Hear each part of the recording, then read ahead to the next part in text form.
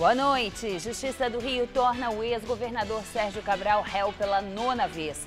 Agora ele é acusado de receber propina da Carioca Engenharia. Renato Duque entrega foto à Justiça para provar que se encontrou com Lula. Ex-diretor da Petrobras diz que conversou com o ex-presidente sobre contas no exterior. STF condena o deputado Paulo Maluf, do PP. Ele foi acusado por lavagem de dinheiro e ministros determinam a perda do mandato parlamentar. Deputado afastado Rodrigo Loures, do PMDB, devolve mala que deveria ter R$500 mil que ele recebeu da JBS Friboi. Mas, segundo a polícia, está faltando dinheiro. E Aécio Neves diz que é vítima de armação e que não ganhou dinheiro com a política. Nova operação prende assessor de Temer e 2 ex-governadores do Distrito Federal. Eles são acusados de receber propina nas obras do estádio Mané Garrincha. Você acompanha essas e outras notícias após o intervalo. Juiz federal do Rio de Janeiro, Marcelo Bretas, aceitou a denúncia oferecida pelo Ministério Público contra o ex-governador Sérgio Cabral, do PMDB, e mais 9 pessoas. Esse é o 9º processo em que Cabral é réu. Segundo a denúncia, ele chegou a receber mesadas de R$500 mil da Carioca Engenharia, em troca de fraudes em licitações e superfaturamento de obras. Segundo a Força-Tarefa da Lava Jato, no Rio de Janeiro, a empresa Carioca Engenharia pagou propina à organização criminosa chefiada por Sérgio Cabral em contratos de 3 grandes obras. A reurbanização da comunidade da Rocinha, que fazia parte do Programa de Aceleração do Crescimento das Favelas, a construção do Arco Metropolitano, rodovia que corta várias cidades do Rio de Janeiro, e a construção da linha 4 do metrô, que liga a Zona Sul à Zona Oeste da capital, inaugurada pouco antes das Olimpíadas do ano passado. O Ministério Público afirma que Cabral, o então secretário de governo Wilson Carlos e os operadores Carlos Miranda e Carlos Bezerra receberam propina de 5% do valor das obras. Segundo a denúncia, entre março de 2008 e abril de 2014, foram feitos pelo menos 73 pagamentos mensais em que eles receberam ao menos R$39 milhões. Além dessa, outras propinas foram pagas para os denunciados. Segundo os procuradores, no início de 2008, Wilson Carlos, falando em nome de Sérgio Cabral, solicitou a Ricardo Pernambuco Júnior, diretor comercial da Carioca Engenharia, o pagamento de uma contribuição, acertada no valor de R$200 mil mensais ao então governador. A partir do segundo mandato de Cabral, o valor da propina acertada passou de R$200 para R$500 mil mensais. Ontem à noite, o Ministério Público Federal do Paraná também reforçou o pedido de condenação de Cabral pelos crimes de corrupção passiva e lavagem de dinheiro em outro processo. Nessa ação, os procuradores afirmam que Cabral recebeu propina da Andrade Gutierrez em troca de contratos para obras do Complexo Petroquímico do Rio de Janeiro, o Comperj. O Ministério Público pede ainda a condenação da ex-primeira-dama Adriana Anselmo e mais 3 pessoas. A defesa do ex-diretor da Petrobras, Renato Duque, entregou para a Justiça uma foto e outros documentos que seriam prova da ligação entre ele e o ex-presidente Lula. A foto entregue à Justiça Federal do Paraná seria um encontro de Renato Duque com o ex-presidente Lula em 2012 e uma prova de que Duque se reunia com o petista. O ex-diretor confessou em depoimento no início do mês crimes na Petrobras e afirmou que se encontrou com o ex-presidente 3 vezes, de 2012 a 2014. Na última vez em que estiveram juntos, em 2014, segundo o ex-diretor, Lula disse que ele não poderia ter depósitos no exterior, insinuando que era uma ordem para fechar contas usadas para receber dinheiro de propina. Em depoimento ao juiz Sérgio Moro no início do mês, Lula confirmou que se encontrou com Duque, mas negou que tenha pedido para fechar contas fora do país. A Justiça, Duque também falou sobre outro encontro com Lula, em 2 de junho de 2014, e deu o número do voo em que ele viajou a São Paulo. Os advogados de Renato Duque também anunciaram que ele renunciou a dinheiro em bancos na Suíça e em Mônaco. Preso desde março de 2015, já condenado na Lava Jato, o ex-diretor tenta firmar um acordo de colaboração na Justiça. Em nota, a defesa de Lula afirma que os documentos entregues por Duque só provam o desespero dos acusadores, que agora querem transformar uma fotografia com Lula e uma suposta passagem de avião em prova de propriedade imobiliária e de recebimento de vantagens indevidas no caso do triplex em Guarujá. Mensagens de e-mail apreendidas pela Operação Lava Jato apontam que Caseiro mantinha Lula informado sobre a rotina no sítio de Atibaia, no interior de São Paulo. Os e-mails de Elcio Pereira Vieira, o Maradona, caseiro do sítio, anexados à nova denúncia por corrupção e lavagem de dinheiro contra o petista, eram encaminhados para o destinatário apoio@institutolula.org. No dia 5 de outubro de 2014, o caseiro avisa: morreu mais um pintinho esta noite. No dia 21 de abril de 2015, o caseiro mandou fotografias em um e-mail intitulado Avião aqui na chácara hoje pela manhã. Na mensagem, fotografias de uma aeronave no céu. Em 31 de julho de 2014, Maradona encaminhou uma mensagem com o título Obras no Sítio, que listava materiais para a realização de obras na propriedade. No texto, Maradona escreve que combinou com a ex-primeira-dama, Dona Marisa Letícia, morta em fevereiro deste ano, que os materiais para o acabamento seriam vistos depois. O caseiro não é acusado na denúncia do Ministério Público. Os advogados do ex-presidente afirmam que a denúncia apresentada ontem pela Força-Tarefa da Lava Jato contra Lula mostra a desesperada tentativa dos procuradores de justificar à sociedade a perseguição imposta ao ex-presidente nos últimos 2 anos, com acusações frívolas e com objetivo de perseguição política. E agora vamos ao comentário de política com José Neumann e Pinto. Pois é, quando todo mundo esperava que estava tudo concentrado no Temer, no Aécio, na Andréa, e aí aparece o Lula, é o Lula.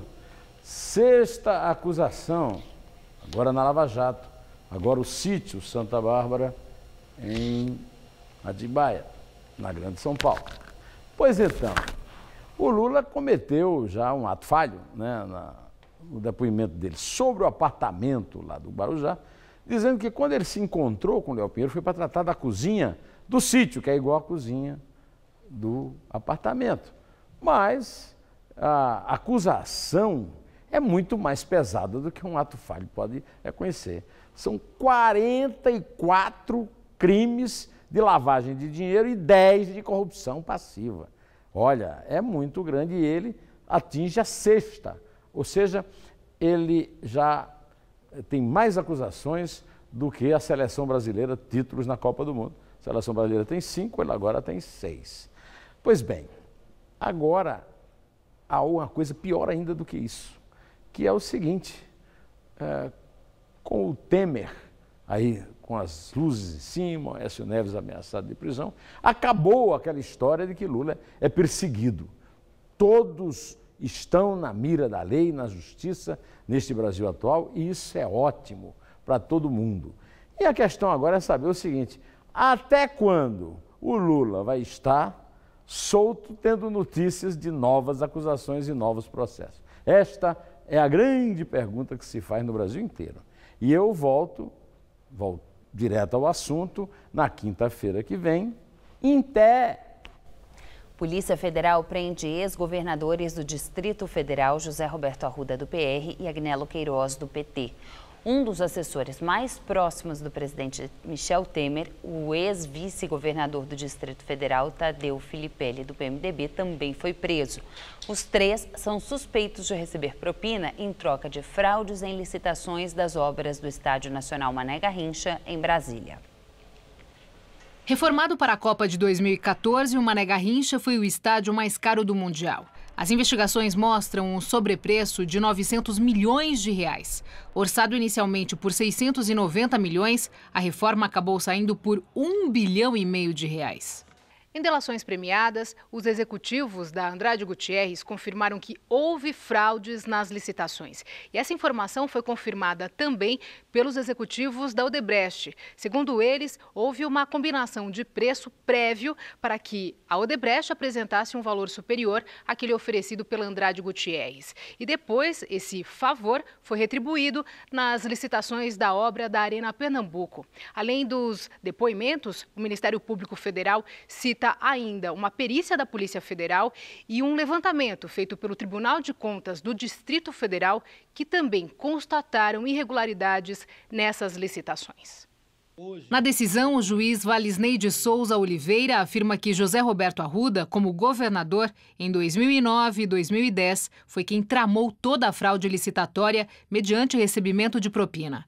Um ano antes, segundo 3 diretores da Andrade Gutierrez, tinha ficado acertado que cada agente político receberia 1% do valor total da obra e que os pagamentos seriam por meio de campanhas eleitorais, formais e por Caixa 2. Houve ainda a simulação de contratos de prestação de serviços. Os relatos revelam dezenas de pagamentos de propina, que em valores preliminares somam mais de 15 milhões de reais. O dinheiro, de acordo com o Ministério Público Federal, saiu dos cofres da Terracap, empresa pública do governo do Distrito Federal. As operações eram intermediadas, segundo os procuradores, por representantes dos políticos. O ex-vice-governador Tadeu Filipelli, que também foi preso, na época operava em nome de Agnello Queiroz, mas até ser exonerado hoje, era um dos assessores mais próximos do presidente Michel Temer. O deputado federal Rogério Rosso, do PSD, também é apontado como beneficiário do esquema de pagamento de propina na construção do estádio Mané Garrincha. Ele ocupou por 8 meses o governo do Distrito Federal em 2010, em um mandato tampão, e no ano passado presidiu a comissão especial que analisou o pedido de impeachment contra Dilma Rousseff na Câmara. E no dia em que Michel Temer teve o assessor mais próximo preso, o presidente não fez declarações. A agenda foi fechada. A primeira turma do Supremo Tribunal Federal condenou por lavagem de dinheiro o deputado federal e ex-prefeito de São Paulo, Paulo Maluf, a 7 anos, 9 meses e 10 dias de prisão em regime fechado. No entendimento dos ministros do STF, o regime fechado é incompatível com o exercício do mandato de deputado federal.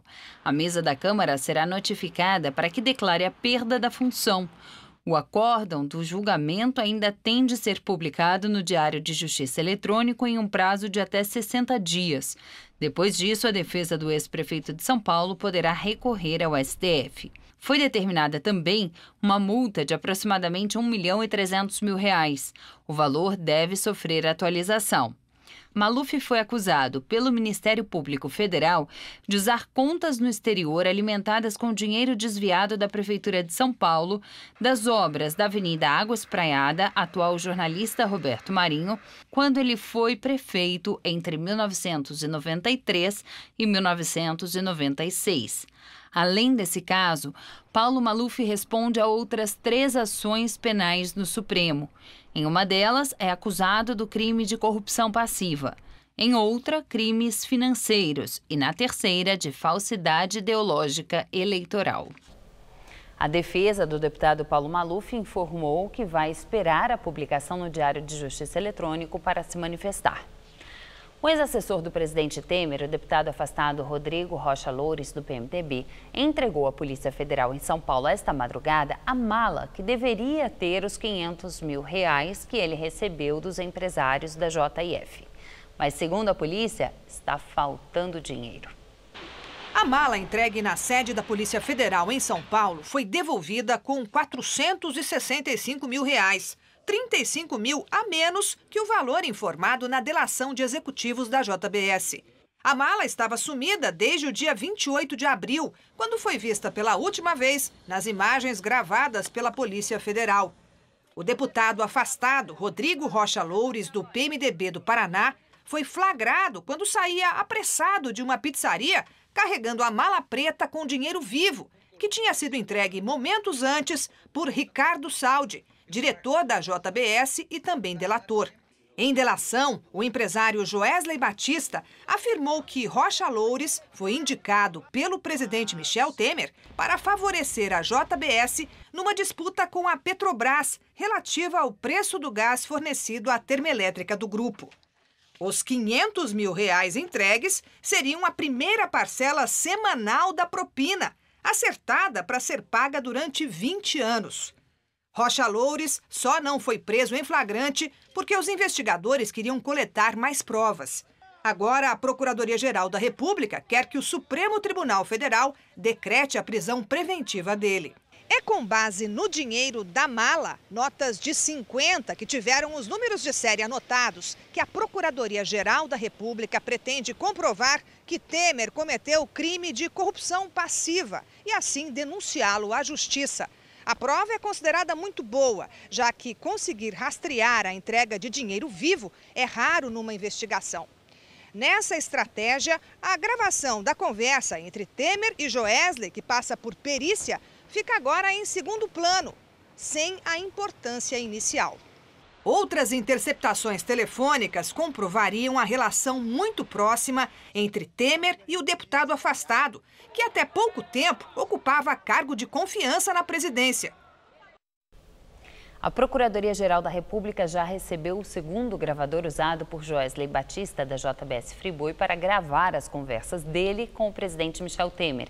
Os dois equipamentos usados pelo delator serão analisados no Instituto Nacional de Criminalística, em Brasília. Peritos vão analisar o conteúdo e periciar o áudio para saber se o material foi manipulado. Segundo a Polícia Federal, essa análise pode levar 30 dias. Defesa de Andréa Neves, irmã do senador afastado Aécio Neves do PSDB, pediu ao Supremo Tribunal Federal que a prisão preventiva dela seja revogada e convertida em medidas alternativas. Andréa Neves foi presa em razão da delação premiada de executivos do frigorífico JBS Friboi. A defesa alega que, se houver crime, deverá ser imputado ao senador tucano. A defesa da irmã de Aécio Neves afirma que ela não tem participação nos supostos crimes argumentados pelo Procurador-Geral da República no pedido de prisão preventiva. Segundo os advogados de Andréa, as razões para a prisão, se existentes, poderiam ser aplicadas apenas à pessoa física do senador Aécio Neves, do PSDB, nunca para a irmã dele, que é residente na região de Belo Horizonte e não tem nenhuma ação política em Brasília e nem mandato parlamentar. A irmã de Aécio Neves foi presa no dia 18 de maio após revelações de que o senador tucano recebeu propina no valor de R$2 milhões de Joesley Batista. No pedido, Rodrigo Janot justifica a prisão de Andréa Neves, dizendo que ela fez os primeiros contatos e intermediou o pedido de propina ao grupo JBS Friboi. Um primo de Aécio também foi preso. O senador afastado Aécio Neves, do PSDB, divulgou um vídeo no qual se defende das acusações. Nos últimos dias, e vocês podem imaginar, minha vida virou pelo avesso. Eu fui vítima de uma armação conduzida por réus confessos que só tinham um objetivo: livrar-se dos gravíssimos crimes de que são acusados, mesmo que para isso tentassem implicar pessoas de bem. Essa armação me tornou hoje alvo de acusações e de suspeitas e levou a medidas injustificáveis, como a prisão de meus familiares que não cometeram, reafirmo aqui, nenhum ato ilícito. O fato verdadeiro de tudo isso é apenas um, e devo a vocês essa explicação. Há cerca de 2 meses, eu pedi à minha irmã Andréa que procurasse o Sr. Joesley e oferecesse a ele a compra de um apartamento onde minha mãe vive há mais de 30 anos, herança de seu ex-marido e que havia sido colocado à venda. Com parte desses recursos, eu poderia então pagar as despesas com a minha defesa em inquéritos que tenho certeza serão arquivados. E fiz isso porque não tinha dinheiro, não fiz dinheiro na vida pública. A partir daí, esse cidadão armou uma encenação e ofereceu um outro caminho, um empréstimo de R$2 milhões, que era o que nós calculávamos, teríamos que gastar ao longo dos próximos anos. Esse dinheiro, é claro, seria regularizado através de um contrato de mútuo, até para que meus advogados pudessem ser corretamente pagos. Mas, como ficou claro, depois de tudo que assistimos, esta nunca foi a intenção do criminoso. Orientada pelo PMDB, a base aliada do governo Temer na Câmara dos Deputados conseguiu adiar a votação do relatório favorável à proposta de emenda constitucional que estabelece eleições diretas para presidente da República em caso de saída também do vice. O projeto do deputado federal Miro Teixeira, da Rede do Rio, é apoiado pela oposição e tem o objetivo de convocar eleições para presidente caso a saída de Michel Temer do poder seja confirmada. Com o adiamento, a leitura do relatório deve acontecer apenas na reunião da CCJ da semana que vem. A tramitação da reforma trabalhista na Comissão de Assuntos Econômicos do Senado é interrompida por intenso bate-boca entre senadores da oposição e do governo. A sessão de hoje da Comissão de Assuntos Econômicos marcaria a leitura do relatório final da reforma trabalhista, feito por Ricardo Ferrazzo, senador do PSDB do Espírito Santo. Porém, desde o início, a oposição e o governo travaram um intenso bate-boca para impedir a leitura do documento. É uma provocação. O nosso trabalho continua normalmente. Não continua, nós não podemos continuar, senador Lindenberg, eu faço um apelo, não, senador. Não tem, senador Tasso, é provocação. Nós não vamos aceitar a leitura desse relatório. Apesar das inimizades, a sessão transcorria até que uma confusão com ameaças e palavrões entre os senadores obrigou o encerramento da comissão. Vamos votar! Vamos votar! Vamos votar!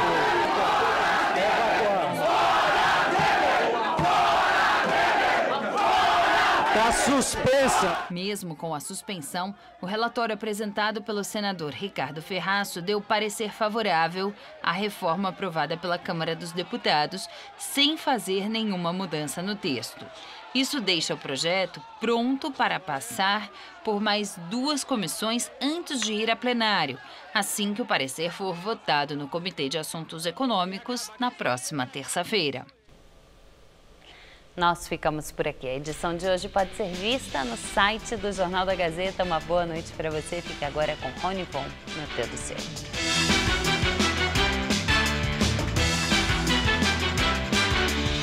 O Gazeta Esportiva traz os bastidores do Brasileirão. Nesta quarta, 6 da tarde. Assista agora Todo Seu.